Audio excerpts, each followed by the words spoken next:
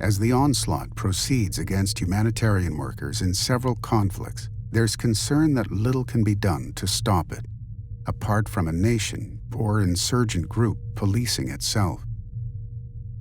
Well, the deep, dark secret, which isn't a secret, is that there really isn't much in the way of international community. The phrase is used all the time, but it's quite thin. The whole idea of responsibility to protect, which was embraced just over a decade ago, now you couldn't get people to support it, I believe.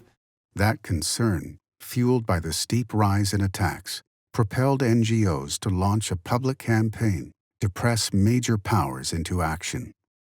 We believe that war stopped at the door of our hospital, and we want to preserve that. And we want to preserve access to health care in war zones. That's a battle that's worth to fight. Broad attacks on communities and precise attacks on health facilities are described as mistakes, are denied outright, or are simply met with silence. These are not collateral damages. These are not sad realities we have to get used to. They are abominations to fight and trends to roll back. The efforts by humanitarian groups helped lead to a unanimous vote on May 3, 2016, at the United Nations Security Council. It passed Resolution 2286, which condemned attacks on healthcare workers and demanded compliance with international humanitarian laws. Wars have rules. It is time to uphold and enforce them. No government should stand by and watch the erosion of safeguards for the protection of civilians in conflict. The international community must never become numb to flagrant abuses. At the vote, Dr. Liu put each of the 15 members of the Security Council on notice. The discussion here today cannot amount to empty rhetoric. This resolution cannot end up like so many others, including those passed on Syria over the past 5 years, routinely violated with impunity. The following months revealed the hollowness of Resolution 2286 as attacks continued across multiple conflicts. Imagine a slaughterhouse. This is worse. Even a slaughterhouse is more humane. The global public does not distinguish between member states, the Security Council, and Secretary General. They only know one thing. The world has let them down. 5 months later, the resolution has plainly failed. The people of eastern Aleppo are literally dying in their streets. They are maimed and wounded by airstrikes carried out by Russia and the Assad regime, and they are unable to receive treatment because of the medieval siege Russia and the Syrian regime have imposed. After voting for 2286 months before, Russia in September flatly rejected that the resolutions applied to the Syrian government or its own actions inside the country. Instead of seeking a collective solution, the representatives of states directly responsible for fanning the flames of enmity in Syria at the Security Council and other forums engage in anti-Russia demagoguery. What we can see now in the media represents public speculation based on the suffering of people for propaganda purposes. Many believe that significant international action to stop the killing and targeting of humanitarian workers won't happen in the near future, and that the Geneva Conventions and other humanitarian laws aren't enough to end the increasingly brutal actions of state and non-state actors alike in today's world. The Geneva Conventions were designed for responsible nation states and the way they conduct wars. Geneva Conventions were not designed to deal with irregular combat. Because of that, there have been egregious abuses where the Geneva Conventions don't really serve a deterrent to people that are abusing them. International law, conventions, and the like are relevant in the sense that they set standards or norms, but virtually none of them are self-enforcing. And at the end of the day, Norms are really only as powerful as governments want them to be. The United Nations is only as meaningful as the great powers want it to be on any particular day or any particular issue.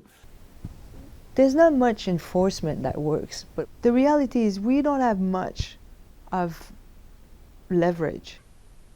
Many humanitarian leaders say pressing world powers publicly is one of the only tools still left for NGOs to fight the tide of attacks. But when it's the talk of the town, it gets attention, and getting attention, somehow having an issue being visible at that level, it brings to a certain extent, and you may say I'm naive, but some protection. Others believe the information campaigns will have more effect in the future. I wish I could say that these data were stopping the attacks, or we're creating at least some measure of accountability. To date, they have not. But we have no doubt that one day these will be prosecuted in a court of law somewhere. I think people will be held accountable differently in different conflicts. In Syria, where you have a relatively well-educated population with access to social media and various sophisticated ways of collecting and transferring information, yes. There are other conflicts that are less visible. You have less sophisticated actors able to collect the evidence that would enable that kind of accountability. War crime prosecutions have had a mixed record, including ones at the International Criminal Court, which has been criticized for being too slow and only pursuing cases against perpetrators from the weakest nations. As all of these efforts are attempted, and without a clear end in sight, medical and other humanitarian providers have taken matters into their own hands to strengthen their protections. I think it's very important that we're not just big-hearted humanitarians, but that we're also hard-headed humanitarians. Obviously, there's a premium now on risk assessment. We want to do everything we can to ensure that we're deploying people with the maximum of protection, subject to the obvious point that we don't arm ourselves and we don't arm our people. Doctors started to establish their hospitals in secret places, in chicken farms, in factories, in deserted buildings, in basements of churches and mosques. And then the second phase started to dig these hospitals either underground or in caves or in the heart of mountains. Dr. Zahir Salul and others from the Syrian American Medical Society, or SAMS, have provided support for the remote and hidden hospitals in Syria, in addition to making covert trips inside the country to perform surgeries on victims of the war, oftentimes at great risk. Bombs and missiles would land so close, sometimes they'd knock you off your feet. You'd be in the emergency room or an operating room, and a bomb would land, and the hospital would shake, the foundations would shake, dust would settle, and you'd feel that there are times you felt like you might find yourself on the floor dead or crippled next to the people you were trying to help. Daily, those on the front lines of this fight simply refuse to give up. Those in diplomatic trenches, those who document abuses, and those heroic first responders who provide assistance directly to the most vulnerable under extreme threat. But the stark reality is that these efforts, while absolutely essential, are not enough to stem the tide of violence. Those on the front lines cannot succeed by themselves. They need help. This reality begs the core question: what else should be done? The Geneva Conventions face a crisis today, but we need to put that crisis in historical context. In the 150 years of international humanitarian law, there's really never been a golden era per se. There's always been a struggle to win compliance, to deter abuse, to bring about effective protection and accountability. There have also been eras of profound darkness amid deep changes in warfare in the late 19th century and during and after World War I and World War II. And out of each of those horrors came advances in international humanitarian law. We may be at a similar historical moment today. We need to seize that moment and test what is possible.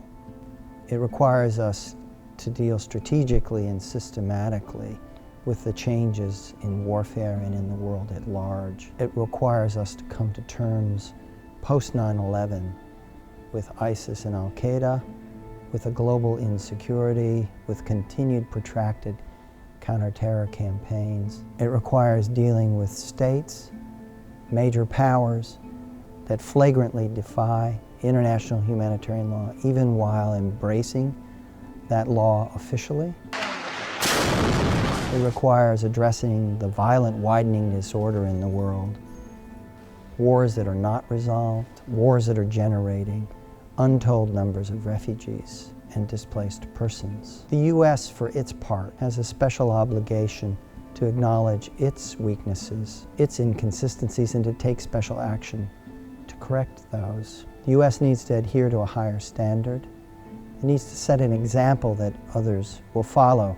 Some are arguing in this country that the United States should retreat from world engagement. But in this fragile historical moment, the U.S. cannot afford to take a back seat. There is no substitute for American leadership in the world. And when that leadership departs and becomes leading from behind, then vacuums are created and bad things happen. America must lead and set the example. I do think we have a responsibility, and while we protect the interests of the United States, I think one of the fundamental interests we have are our values. They may be achieved over time and may not sometimes have the immediacy of our very piquant interests, but they are our interests.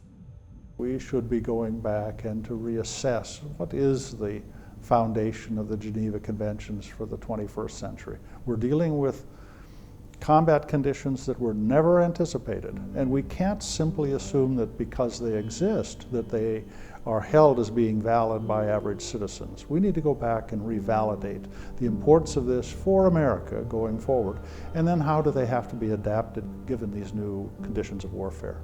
We, of course, cannot go it alone. We have to act in concert with others to address the most glaring gap, the absence of high-level political leadership. Any solution requires a committed, sustained international coalition, a core of statesmen, stateswomen, military leaders committed to placing the vulnerable individual at the very center. I think it's very important that we don't lower our standards, that we don't become susceptible to the fatigue that can set in, because the truth is we have no excuse for that attitude. These hard-won gains after the Second World War need to be defended. It may be a slow process. The Geneva Convention itself did not happen overnight, so we have to keep trying because it is about who we are as human beings. If you look at the facts, you get depressed, and if you look at the people, you have hope. And so when one sees the resilience and the spirit and the ability to bounce back of people in conflict situations, then we have no excuse living comfortable lives to give up hope.